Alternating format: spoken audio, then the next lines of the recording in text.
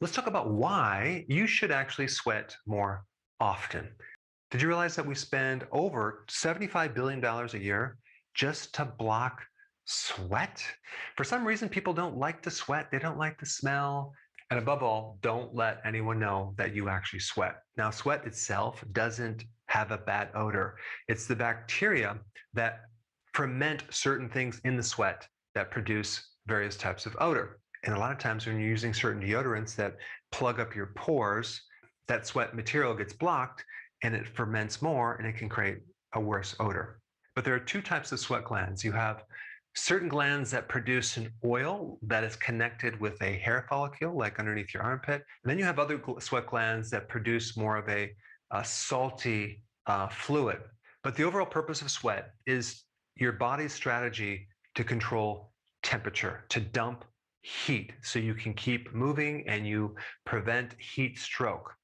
It's a survival strategy, and we can lose a lot of sweat. In fact, we can lose between 2 and 4 liters of sweat every single hour. That's an incredible amount of fluid coming out of our body.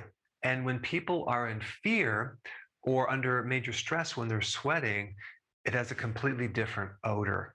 Now, if we look at the consistency of sweat, of what's in it, you have 0.9 grams. It's like almost 1 gram per liter of sodium. So there's a lot of sodium. And if we look at potassium, it's only 0.2 grams per liter. And then if we look at calcium, it's even less, 0.015 grams per liter. And then magnesium is 0.013 grams per liter. And then there's a lot of other things in sweat. You have chloride, you have fatty acids, you have even glucose, proteins. So sweat is really the same chemistry as the fluid that you have in your blood minus the red blood cells and the fluid that is in between your cells and the capillaries, okay? So it's a salty fluid.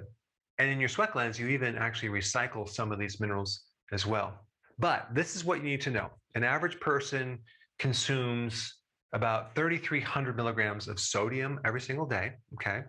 And they consume about 2,600 milligrams of potassium every day. Now, if we compare this to what our bodies really need, okay, let's just take sodium, for example. So an average person actually needs less than what they're getting.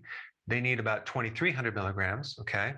And they're getting 3,300 milligrams. So they're basically getting an extra 1,000 milligrams of sodium every single day.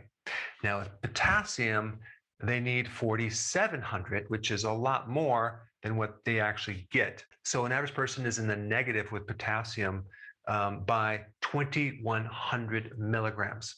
And only 5% of the population even gets 4,700 milligrams of potassium every single day.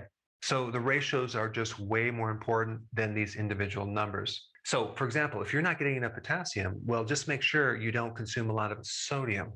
But if you consume more sodium, make sure that you're getting a lot more potassium, at least twice as much or even 3 times as much potassium as the sodium. Now, there's all sorts of studies on this, and I will put those links down below, but especially for the cardiovascular system, you need these ratios to be correct. And this is the exact reason I came up with my electrolyte powder. Very heavy in the potassium, low on the sodium to help correct this imbalance. Now, here's some benefits of sweating, okay? Number one, you're going to balance out your sodium to potassium ratios because an average person, like I said, is heavy on the sodium and the low on the potassium. So when they're sweating, they're going to be losing much more sodium than potassium. So just by sweating, you can correct this imbalance right here and support a healthy cardiovascular system. All right, number two, you can release certain toxins, the ones that are in your blood. Just realize that you're going to be also losing the good stuff as well, but you will release some toxins if they're in your blood. Number three, you're going to sleep better.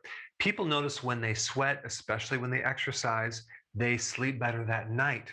Now, it could be the exercise that helps them sleep, but just the fact that you're balancing these ratios right here are going to help the cardiovascular system. You'll breathe better, you'll have better circulation, and you will sleep better. All right, number four, more energy. Now, this really depends because if you get more sleep, you're going to have more energy, right?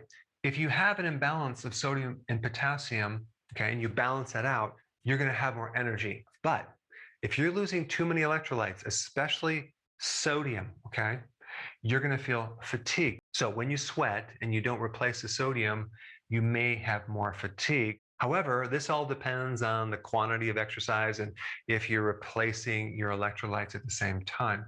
Number 5, it can actually increase your circulation and prevent overheating.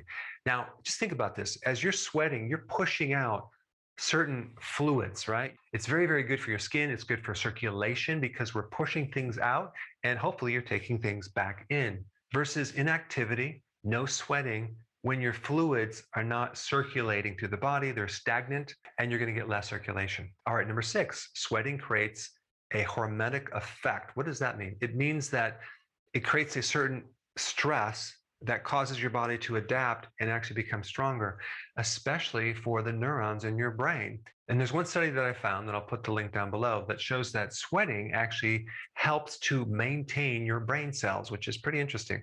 And number 7, okay, the support of your adrenal glands. Your adrenal glands have a huge control over sodium and potassium. And if you have an imbalance and you sweat, you can put these two minerals back into balance and support the adrenals. Now, of course, this is also conditional because if you're losing too much sodium or even losing too much potassium, that can negatively affect your adrenals. But usually the fact that when someone sweats, they're usually exercising, and exercise does support the adrenals as long as you recover. But yesterday I cut the lawn and it was hot outside and I sweat like a pig. And the sweat was just coming out of my body. It was getting in my eyes. It was salty. And I came inside, I took a shower, and boy, did I feel better the rest of the day. And I slept great that night. Now, I think the best next video for you to watch would be the one on exercise, the unique benefits of exercise. Check it out. I put it right here.